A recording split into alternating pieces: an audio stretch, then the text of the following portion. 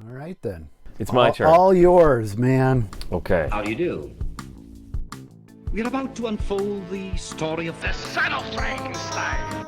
This one is probably just as bad as his father. Good morning, son. Well, hello. My son, you have inherited the fortune of the Frankensteins. I trust you will not inherit their fate. By heaven, I think you're a worse fiend than your father. What are you gonna do about it? There's a monster afoot and you know it. Well, we've warned you. Go ahead. You've been warned. Welcome back to Frankenstein Minute, the podcast that dissects the Universal Frankenstein film series minute by minute. My name is Bill Evenson. My name is Thom Lang, and join us for minute 27 of 1939's Son of Frankenstein. Amazing How so? that we've gotten to minute 27. It seems like we just got started like 6 months ago. Yeah, right? And here we are. It's 6 months. And finally something actually happened. somebody speaks for the first time in this minute. No spoilers. Yeah. I guess that is spoilers, because the first thing I should probably talk about is this is where I was talking about where Don't. No, I can't even say his name anymore. Lugosi sticks his leg out Yeah, weirdly. you mentioned this last week. Yeah. He starts to do that at the beginning of this minute. And then it looks like a stuntman comes down. They cut away to a stuntman. But it's all really well handled. It It's is not awkward actually at all. all I didn't three- notice it until this week. All three shots are edited together really well. Yeah. Where It doesn't look weird. It's the shot of Lugosi on the precipice or whatever that is. I like precipice. Grabbing the chain. And People are impressed by our vocabulary. Okay, good. Precipice. Has anybody said anything? They will, I'm saying. Okay, now, yeah. Yeah, this week, nobody can think of anything no else. one can ignore the power of our vocabulary Okay, now. Fine. And he grabs the chain, and then there's a cutaway to a wider shot. Which from seems not to be him. Well, Could be it's him. a reverse angle, so it's his back. Yeah. Highly doubt they would have a Elderly. man climbing down 30 How old feet. is he? He was born in 1882, so you do the math. He was 207? 208, I suppose, because he just had that birthday. Because he just had the That's right. birthday. I have it right here. Bela Ferenc Dizos Blasco, born October 20th, 1882. I know we already did this. Yeah, no, this is minute appropriate. 2, but I think because we had a guest, we kind of glossed over a lot of it. Excellent. Born October 20th, 1882 in Lugos, Hungary. What a coincidence. I know, odd, right? August 16th, 1956, Los Angeles, California, at the age of 73. He shuffled off this mortal coil. In Los Angeles, California. Los Angeles. He went by Aristide Olt and Olt Aristide for a while professionally. Aristide Olt and Olt Aristide. Old Aristide. Just to throw the authorities off. Well, he did And actually, have some... he did have some troubles because he was quite a liberal radical in Hungary. So he could never, Kyle Rittenhouse would have taken a shot at him. would have popped him without right doubt. there. Yeah. It's like a weekly thing. Yeah, It's time for the Kyle Rittenhouse. That's the newest bit. Had a gunshot. I can't wait till the show just becomes a series of bits. And now We've descended into Svengoolie time territory. We'll have the doorbell ring, and we'll have the talking hand at the door next. With a long, God, I hope that painful doorbell joke rings. with a terrible punchline. What was that? Oh, it's every end of every episode. Of Oh, okay. Svengoolie. I don't know. Yeah. Oh. You know what I'm talking really? about? No, Yeah. not really. But Yeah, he's summing up or whatever. Like, join us next week when, and then the doorbell will ring. Like, Oh, my and he makes goodness. a big show for about 10 minutes of walking over to the door, and then we get the hand acting, which is one of my least favorite things in the entire universe. I just think our next bit should be a list of Tom's least I favorite am things more in than the happy universe, I am because I more think than happy the to list bitch. is fairly extensive. fairly lengthy. You know, can I just, I'm sorry, but just to top that one off, if you will. Yeah, no. It is impressive to me that you've watched Svengoolie to the end. Yeah, I know. It's not that's something pretty good. Yeah, it's one of my major accomplishments. Actually Anyway, made it through. Yeah, I shouldn't trash Svengoolie too much. I think we've said good things about him. Yeah, I mean, he does. We're glad he's there. Yes. He just kind of sucks. I was in the same room as him once. Yeah. I went to a Godzilla convention. Yeah, I so don't know, you've 5 told years this ago. story Have I told 2-3 this story? weeks ago. Well, yeah, he gave me a handy. Perfect. You said I told this story, so you shouldn't be surprised. No, I'm not at all. I've heard that from several people, actually. Yeah, well, it's not controversial. Not a secret. 114 credits from 1917 to 1957. Amongst them are such, classics as The 13th Chair from 1929 with Todd Browning, and he's actually very good in it. Okay. The film itself is very draggy because it's Todd Browning. But he's good. King of Jazz, the Hungarian version. This is one of the early Technicolor Is that the one film. where he wants to be a talk show host and he kidnaps kidnaps Jerry Lewis? Jerry Lewis, yeah. Okay. That's the one. Rupert Pupkin plays. He plays Rupert Pupkin. In the Hungarian version. That's right. The Hungarian version, he plays Pupkin Rupert. That's right.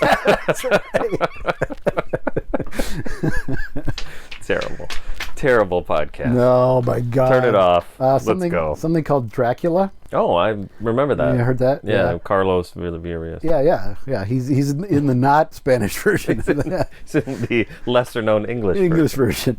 50 Million Frenchmen, which last time It's an Elvis movie? Can't be wrong. It's an answer to a joke in Monkey Business. Oh, we've talked about that too. We talked about that, yeah. Because there's an Elvis, is it an Elvis song? 50 Million Elvis fans, it's an album. It's an album. It's like 50 million Elvis fans can't be wrong. That's right. Just like 50 Million Frenchmen can't be wrong. Yeah, well. The Groucho is held at bay by Alky Briggs, the gangster. He was caught in his wife's stateroom, and he throws him a bunch of non sequitur stuff, as Groucho is wont to do. One of them asking how many Frenchmen can't be wrong. I was a little disappointed that there's an actual answer to it. Yeah. I thought it was just... It does make a better, just sort of out of left field, out of nowhere kind of thing. But anyway, the Black No, I think that's... Look, see, Felicity, congratulations. But I really get that feeling that you're talking about. You get that, for us, I think, probably once an episode in Monty Python, where somebody says something that just sounds completely insane, and you love it. Then you find out later, no, that was the Prime Minister of England at the time, or whatever. It diminishes it almost. Yeah. But I think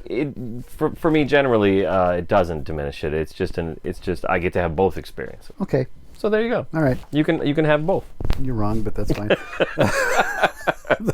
that's the quote of that's the name of this episode. Bill's wrong, but that's fine. That's fine. The Black Camel, early Charlie Chan. Murders in the Rue Morgue, which is sort of the consolation prize for Robert Florey not getting to do Frankenstein, and thank God that happened. Totally. I mean, I'm glad we have Murders in the Rue Morgue. Well, they were going to do that anyway. No, but with him, and that's what he should have done. That's great. I don't love that. I mean, obviously that movie's fucked up. It's got some serious it's not problems. A great film. Yeah, but it's got some great stuff in it, and it's because that's more his style. It's more his thing. Yep. And Lugosi's. Yes, we all win in this. Yes, well, except Lugosi, who is like kind of started getting to the point where when they came around to ask him to do this, for example, he was like, please, absolutely. White Zombie, just Bela Lugosi and nothing else. Yeah. No, that's not true. No, it's not There's true. Some creepy shit in there, but the rest of the cast is completely forgettable. Pretty. Yeah. What's her name? Madge Bellamy or whatever. The fact that you know that is why this podcast is a success. She is nothing. She's just nothing. I wouldn't say that. She's worse than nothing. Okay, good. Chandu the Magician played Roxor. Island of Lost Souls is the that's a pretty good. That's a fucked up movie. Yes. But it's a pretty good that's a weird movie because so much just one guy talking. Lawton. What? Charles Lawton. Lawton. Yeah. I couldn't think of his name as usual. I would have called him Lionel Atwill probably. And one of my favorite things from the original Universal Horrors, and I don't know if it's in the second edition, but they talk about, supposedly Lugosi turned down Frankenstein because he didn't like the makeup and blah, blah, blah, blah, blah. But here he appears under, quote, artless clumps of hair, which I think perfectly describes his makeup because it is pretty awful. Yeah, I can't defend that makeup. No. Except to say that it looks bad. It's artless. It's compared to the rest of the makeups in the film, it's bad. A lot of horror is artless in that sense, right? I don't agree. It is sort of haphazard. I don't know. No, I can't agree because you look at the Frankenstein monster, look at the Mummy. No, I'm not saying all of horror is artless. I'm saying a lot of horror is artless. Well, certainly by the time you get to Texas Chainsaw Massacre is not beautiful, but it's artfully done in its trashy, sleazy way. Yeah, you're probably right. You don't want to be there in the worst way. Yeah, I've lost. You've won this one. You've won this round, Lang. Because there'll come a time. Yeah, that was a bad example. Yeah, it looks like shit. but it's also really like it doesn't. It's also spooky, or not spooky. It's altogether ooky. It's altogether ooky. Now I lost where I was. I'm going to skip a few. The Island of Lost Souls. Don't skip. Felicity's paying. Oh, all right, yeah, we got a new tier. Oh, okay. Whispering Shadow, which is like an early serial. Night of Terror. Yeah, you should have skipped ahead. Yeah. International House, W.C. Fields. Oh, really? Yeah. The Black Cat. Now, there you go. Good one. Yes, we can't argue with that. The Gift of Gab, which we've discussed as being just a complete waste of time. Return of Chandu, where he plays Chandu. Not Roxor. Which was actually the debut of Gloria Holden, who would go on to play his daughter in Dracula's Daughter, which he would not be in. Yeah, no, he just came on set to take a couple of snaps. A couple of stills. They used his likeness for a dummy. He got paid for that. I think he got $4,000 or something to not be in the film. That's right. Yeah, he got paid. Mark of the Vampire, which looks gorgeous. The Raven, which is a film. I go back and forth. If I've just seen it recently, I talk about it, but I don't like it. I get that from you, yeah. Murder by Television, The Invisible Ray, Postal Inspector. Okay. I still haven't. Which I haven't either. I don't even have it because it's... All right, another thing you're going home with. No, The Phantom Creeps. Mystery Science Theater fans know this one. It was in... a couple of 7 episodes on the first season because it was a serial. Yeah, because they would whenever they needed to fill time. Yeah. The Gorilla with the Ritz Brothers. It's actually pretty good. The Human Monster. Ninotchka. He's really good in that. Briefly, but he's really good. Yeah, you've said. Black Friday. But he's not a it's not a horror movie at all. It's, no, not at all. It's Ernst Lubitsch. Yeah. Now we get into where he was the reigning lead in the Poverty Row films. He was sort of the Karloff of Poverty Row at this point, where Karloff was Karloff of actual movies. I mean, that's such a great. I'm a Tom Lang fan here, so now I'm kind of just sitting here thinking about how great that is. When I think about like Karloff's back, like he was in heaven on Frankenstein, and they just beat the shit out of him. Yeah. Meanwhile, Lugosi went on to rule in. Of course, when you look at how their lives went, probably Karloff probably did better, had a better. Yeah, he won. So we get the Devil Bat, Invisible Ghost, the Black Cat. Some of these you're just making up. Yeah, you did already say that one. The Black Cat I already said, but this is a different one.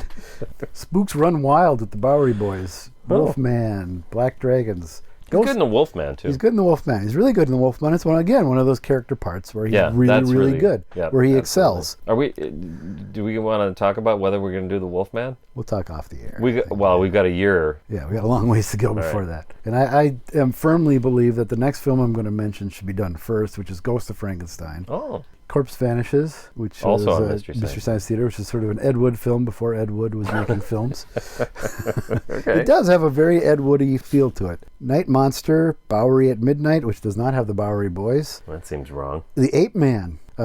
Frankenstein meets the Wolfman. He gives an absolutely stellar performance. Best performance of his career. As far as we know, I mean, it could be true. That's good, yeah. They cut, 3/4 of it? Yeah. Probably? Have you read the dialogue? I'd cut it too. Yeah, but I've read this too. It doesn't mean it's the right. Ghosts on the Loose, Return of the Vampire, Voodoo Man, Return of the Ape Man. Return of the Vampire I like. Yeah, that one's good. It's sort of a Universal film not made at Universal. Yeah, who's the star of that one? Bela Lugosi. No, is that the one with, who else is in it? I always get that one and Mark of the Vampire mixed up. Which is the one that has Drew Barrymore's grandpa in it? Oh, that's Mark of the Vampire. Never mind then. Talking Lionel Barrymore. That one.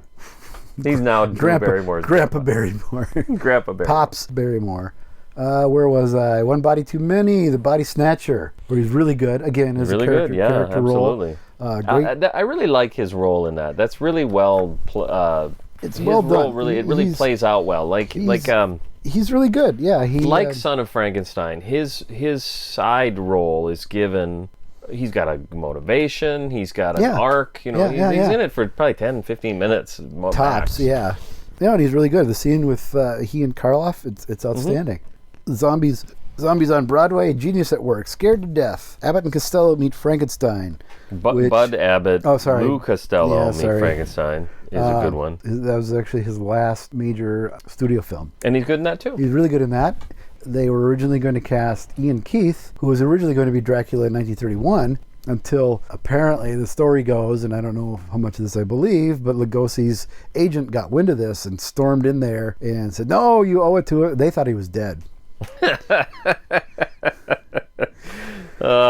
Yeah, that story's probably not true. I doubt that's true, But I could I see know they did think career-wise something- he was dead. Yeah, something because- like that. Like, I guess I thought I had heard some story that someone else said you got to get him, like one of the actors. Maybe I'm thinking of. I think you're thinking of Son of Frankenstein. What, really? You know, Lillian Lugosi, his widow, says, "Oh well, Roland V. Lee made sure he had." But the story I've heard elsewhere is that Lee, but also Karloff and Rathbone said, "No, this is bullshit. We gotta give him more to do." Well, that, yeah. You know what I'm probably thinking of is Charlton Heston saying you got to let Wells direct. Yes, that's probably what I'm thinking a of. touch of evil. Oh, that one too. No films after Abbott and Costello till 1952, where he made the immortal. Because he was working on the stage. Yeah. Or he was shooting up under the stage. Under the stage. Vampire Over London, the immortal, otherwise known as Mother Riley Meets the Vampire, otherwise known as My Son the Vampire, Carry On Vampire, The Vampire and the Robot, and The Robot and the Vampire, which starred Aristide Olt and Olt Aristide. Then, how often do you get your name in the title of a film? Bela Lugosi meets a Brooklyn gorilla. Yep. With Sammy Petrillo and Duke Mitchell ripping off Dean Martin and Jerry Lewis. Have you seen it? No. Oh, you really should. It's fun for its own sake, for how bad it is and how blatant a rip-off Petrillo is doing of Jerry Lewis. Yeah. Oh, I have seen it. Now that you say that, okay. I blocked it out. Yeah, well, that's not but a when bad. you talk about having your name in the title of a film, what is the name of this movie? Bruce Campbell versus Army of Darkness Yeah, is what it should be That's called. what that movie should be called. Yes, I agree. Good. I'm a firm believer what appears on screen is what the title of the film should be. That's right. Glenn or Glenda. That's it's funny because my favorite scene in that film isn't in that film. It's Martin Landau's It's in Ed Wood. Oscar-winning speech of him. Yeah. Everybody knows this already, but Martin Landau does the scene from Glenn or Glenda in Ed Wood, and that's probably what they played right before they handed him the Oscar on the ceremony. I think you're talking about the next film, Bride of the Monster, where he does that. Home? I have no home. Really? Hunted like an animal. Yeah. That's Bride of the Monster? That's Bride of the Monster. What the fuck does he do in Glenn or Glenda then? He narrates it. Sits in a chair and spouts non I'm sequiturs. Why am I even Can here? you edit this to make me sound stupider? The Black Sleep, which we referenced earlier, either this week or last. Great movie. Love that movie. 3 hours since we've been doing this. And then his final film. Yeah, I gotta get going, by the way. Yeah, right? Plan 9 from Outer Space. That's quite the CV. Film. Yes, it is. I would say for someone who's done as much garbage work and who's considered to have been such a failure in life, it's amazing how many of these boxes up here because I was looking for Black Sleep and my eyes went past 2 other Bela movies to get there. Oh no, I've got a whole section of Bela films. That's right, you got a section. When we were doing Horror Incorporated, my version of Sven Gulli. Remember when we were doing Horror Incorporated? I remember when I was. Oh, okay. We would do. I'm gonna start saying I was on that too. Fine. Nobody will know. We'll no one will know because no one remembers the damn thing. I would do the Bela Palooza every October. No, I really like that. Of course. Yeah, that's every right up my alley. October we would have Bela films because we had a ton of Poverty Row to choose from, and I have to say they were a lot of fun. And we would end with Plan 9 as close to Halloween as I could. And so you consider Plan 9 to be a Halloween? No, it was just a good way to cap off the month. I suppose. And if he weren't in things like The Ape Man or The Devil Bat, they'd be all but unwatchable. He made them a lot of fun. His overacting, his Bela Lugosi-ness made them entertaining. It is like White Zombie, like we talked about White Zombie. Even that early, without him, that film would be a fucking just pointless. Just burn it. There's some good stuff. I would say the same much. about Murders in the Rue Morgue. Yeah, exactly. Definitely. Yep. All right, now let's actually talk. Let's talk about the minute. One thing let's not talk about the minute. We've talked earlier about the quote. He was talking about Igor. God, he was cute. Oh yeah. I found where it was from. Oh, is that right? Yes. The New York Post, October 17th, 1939, an article entitled Horror Man at Home by Michael Mock, M-O-K. Okay. A fairly lengthy article about how the horror ban affected him and how he's glad to finally be back to work and yada, October yada. of 39. When does this come out? This came out in January. Okay, 39. So I'm assuming the interview happened shortly after the film was released and got published in that October. The actual quote. All right. This fellow was hanged, but he did not die. Only breaks his neck. For Dracula, I used no heavy makeup, but for Frankenstein, God, he was cute. He was first a little bit part, but every day the director made him bigger and bigger. Finally, he's the biggest part in the picture. And I'm not sure about that. I was going to say, do you disagree? That he was the biggest part. He's the best part in the picture, but I don't know that he's the biggest. Well, who's the biggest? Wolf. Yeah, I guess so. All right. So with that, Bella's stuntman descends into the lab, climbing down a large chain. Yeah, Igor's pretty agile for a guy who's had... his neck broke. And he seems to have multiple afflictions. yeah. Like when he finally gets down and you look at him. Yeah. I put this on for later this minute, but Well- he's got a broken neck that he points to. Do you want to get to that later? Am I doing it out of order? Yeah, Let's do it out of the correct order. Leave all this in. Yes. Again, if you can make me sound stupider. Well, there's a nice. We talked about these 3 shots are edited together really nicely. Because when he gets to the stuntman gets to the bottom of the chain, he kind of stumbles, and then it cuts to a reverse angle tighter in, and Lugosi sort of finishes the stumble, Yeah, it's landing perfect. on a pile of rock, and he's got his arms up. It's really done very well. Yeah, good movie. Yeah, it's a good movie. Not a great movie. That's fucking Son of Frankenstein. Come on, get up, he says. Wolf says Wolf that says to him. that, yes. And character moment perhaps. Igor doesn't move Doesn't at all. move at all. Yeah, The whole doesn't- minute. Yeah, he doesn't. He moves slightly by the end of the minute, but almost imperceptibly. Yeah. I love that. Yep. Don can say or do anything. Yep. Fuck you. And I think last week, this week, and next week, maybe the whole movie, it works under the assumption that everything is playing out according to Igor's plan, really. Pretty much. There's no question that what's happening here is Igor. Yeah. He's making this all happen. He pulls the strings. He pulls the strings. As nice Glenn or Glenda quote. That's right. See, callback to Yep. earlier this minute. Why did you try to kill me? I thought, you came here to kill me. Is that his first line? I think it's Yeah. Lugosi's first line in the film.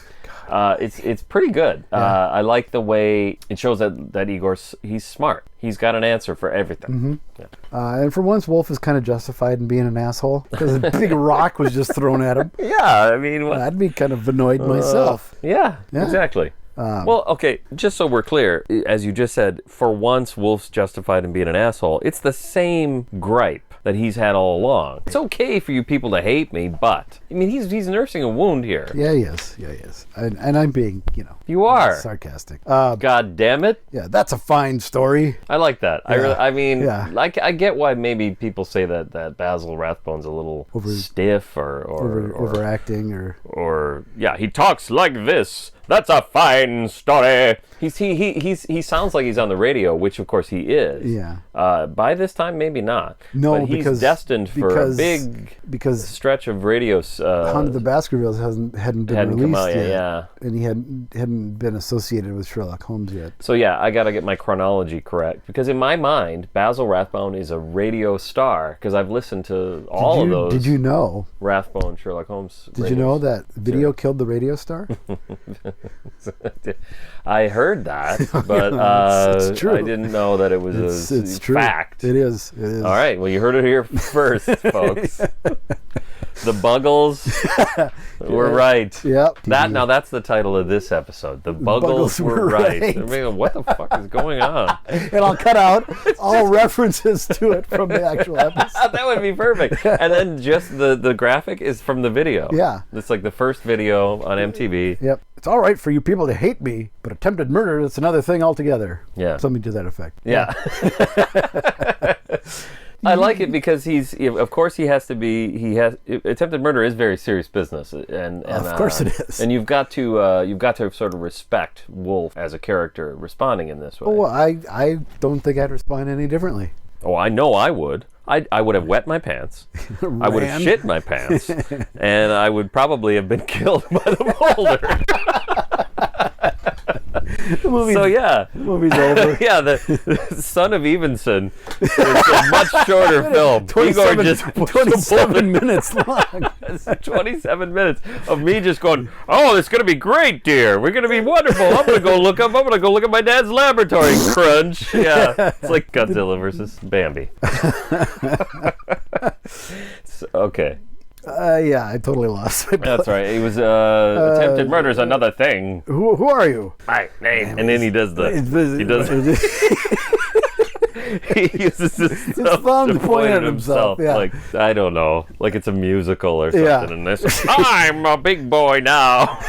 I don't know what he's doing. It looks a little weird. It looks a little awkward. It's kind of funny. My name is Igor. Yeah. Which we already knew, but that's fine. Yeah, that's true. It works. Let me go, Frankenstein. So now he pronounces Frankenstein like Peter Cushing does. Okay. Frankenstein. Yeah. Let me go, Frankenstein. Good for him. Yep. He's from there. Yeah, he would know, wouldn't he?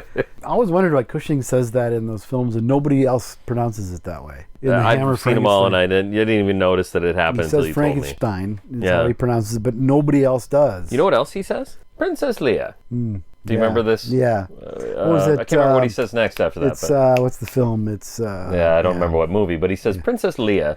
You have it's like by way of introduction or whatever he's going to say, and everybody else in the movie calls her Leia. For the rest of the series of history. One of the great things I think about Star Wars is that George Lucas created all these names for planets and places and people and aliens and all this, and gave no shits whatsoever about how anybody said anything. So people love to argue about how things are pronounced. Yeah. He just could not care less. You get the impression, and certainly watching the prequels bears it out, that he paid no attention to the actors whatsoever. That's true. He had probably had someone sitting next to him, and when he said cut, he said, "Did they say all the words? Did they say all the words in the right order? Okay, we're good. We're moving on." I don't know if he cared about right order. Yeah, well, that's true too. No, don't give me the Krog. Not give me the Not Krog. give me Krog. Yeah, I like that. Well, it's like he's afraid to be given to Krog, but then the excuse he gives is more to just placate Wolf than I think the actual truth. Yeah, yes. But what I think is happening overall is we are now in a situation where Wolf is interrogating his attempted murderer, and Igor doesn't feel that way about it. That's just the way I interpret it. Is Igor's like, no, I'm actually in control of this conversation. No matter what you say, I've got an answer for you. No, not give me to Krog. And then he says, why? And he says, well, and he just makes up the stupidest thing. thing. Well, that's what I'm saying. But I think the way he says it sounds like he's a little more concerned. Like, no. He's playing a part. I'm not joking here. I think Igor is trying to play it up. All right, I'll give you that. Okay. Krog not want dead man. Brilliant. Igor is dead. Can't beat it. What you talking about, Willard? No, Willis. I know. Or Willard? I did an Apocalypse Now. Things down? Did an Apocalypse Now okay. callback. I thought you were talking about the Smuckers Today Show. Never mind, forget it. Willard Scott used to do a Smuckers 100-year-old. Ooh, wow. I'm all over the place. I'm just letting you go. All right. The Today Show was a show that had a monkey on it. They got rid of the monkey. They got Willard Scott. They got Willard Scott in. He turned 100, and then they just sort of fed him Smucker's jelly on the air, and he would just sort of drool. It's awful.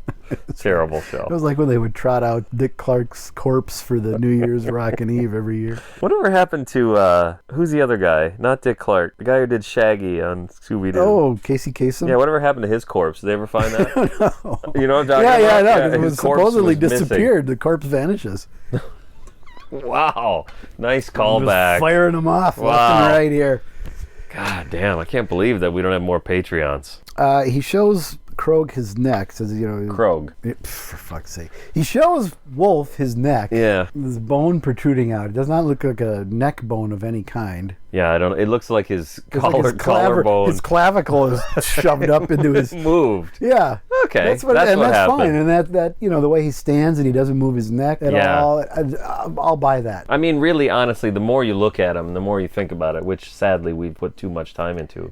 It's a curse that we have. Yeah, we can't help Support it. us on Patreon. It's almost like the opposite. Like this is, I guess, what I was going to say before. He's got a broken neck, and that's on this side, on his left side, but he's got a hump on the right side. His right shoulder is So he's kind of coming and going. He's got both sides are fucked. He's a mess. He's a mess. But by the next film, he's got it all taken care of. In the intervening years, he recovers from a gunshot to the gut. Yep. Gets his spine fixed, gets his teeth fixed, and gets a haircut. Yep. And goes sees a tailor. A tailor as well? Oh, well, I suppose you're right. He's better dressed in Ghost. So he got himself all fixed. We'll get there right after the Wolfman. We'll get there. Maybe. Not even going to address that. They hanged me once, Frankenstein. Oh, Broke did I talk my about neck. this? I didn't actually. Said I was It's good that you. dead. Thank you for saying that because it's. I didn't mention it just a little bit ago. I like that he calls him Frankenstein. We talked about it the way he pronounces it, but I like that he calls him that. You know, like the way the dialogue progresses, it's clear right out of the chute. Igor lays his cards out on the table to say, "I know who you are." Yeah. It would be a good guess. Yeah, it's a pretty...